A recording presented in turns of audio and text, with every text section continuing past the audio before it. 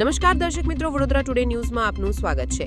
ડેસર તાલુકાના વાંકાનેડા ગામમાં નવી ગ્રામ પંચાયત ઇમારતના બાંધકામને લઈને ગંભીર પ્રશ્નો ઊભા થયા છે। ગ્રામજનોના આક્ષેપ મુજબ બાંધકામ દરમિયાન પાયામાં નીચી ગુણવત્તાના મટીરીયલનો ઉપયોગ કરવામાં આવી રહ્યો હતો, જેના કારણે સમગ્ર કામ વિવાદમાં સપડાયું છે અને છેલ્લા 6 મહિનાથી કામ સંપૂર્ણપણે બંધ હાલતમાં છે।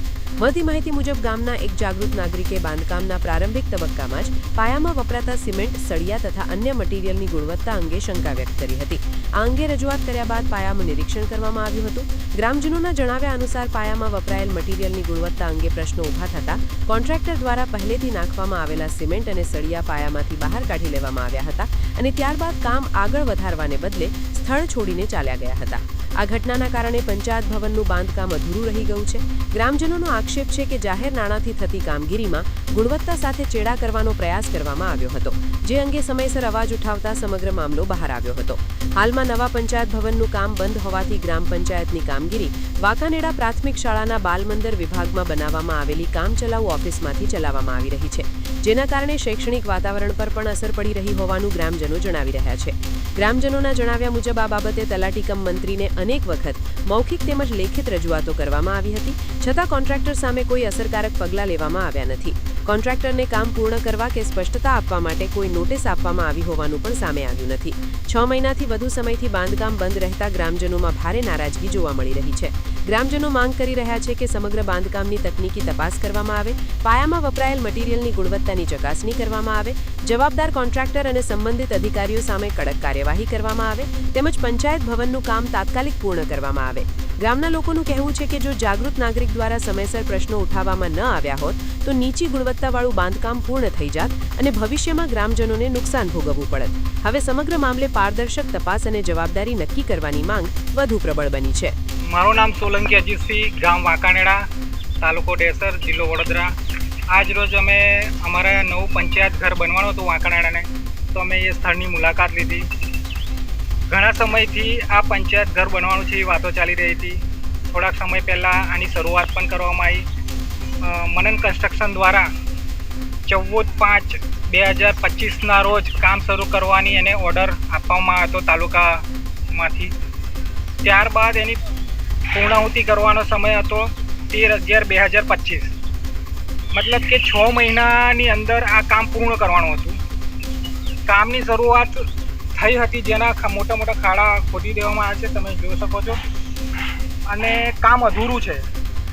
આજે 2026ની અંદર જૂન મહિનાની અંદર આશરે 13 થી 14 મહિના વીતી ગયા છે। વર્ષની ઉપર સમયગાળો થઈ ગયો છે, તેમ છતાં કામ અધૂરું છે।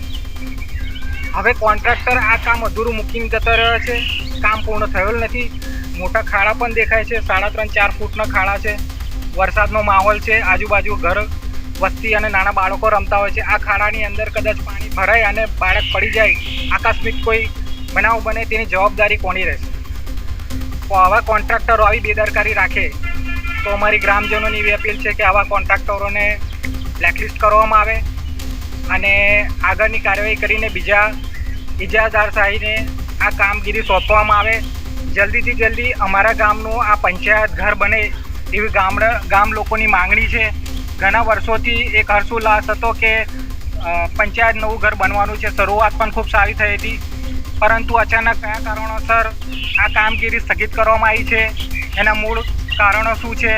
મારી માનનીય જિલ્લા વિકાસ અધિકારીશ્રીને પણ રજૂઆત છે કે સરકારના આ વિકાસના કામોમાં જે પૈસા ફાળવવામાં આવે છે અને ત્યારબાદ ફાળવ્યા બાદ પણ વર્ક ઓર્ડર આપવામાં છે, વર્ક ઓર્ડર આપ્યા બાદ પણ કામગીરી વર્ષ સુધી ડિલે થાય છે, વિકાસના કામ પૂર્ણ થતા નથી। તો આ વિકાસના કામ પૂર્ણ થતા નથી, પંચાયત ઘર નવું બનતું નથી।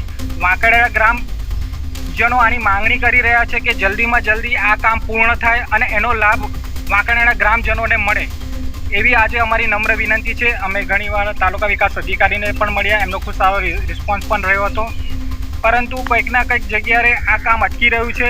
મારી નમ્ર વિનંતી છે ગ્રામજનો વતી કે અધિકારીઓ આમાં રસ દાખવે અને જલ્દીમાં જલ્દી અમારા ગ્રામ પંચાયતનું આ પંચાયત ઘર નવું બને અને જલ્દીમાં જલ્દી આ વિશે કાર્યવાહી કરવામાં આવે અને જે કોન્ટ્રાક્ટરે આ કામગીરી અધૂરું મૂકીને ગયા છે એવા કોન્ટ્રાક્ટરોને બેદરકારી બદલ એને કાયદેકીય રીતે પગલાં ભરવામાં આવે, જરૂરત પડે તો બ્લેકલિસ્ટ કરવામાં આવે, એવી અમારા ગ્રામજનોની માંગણી છે।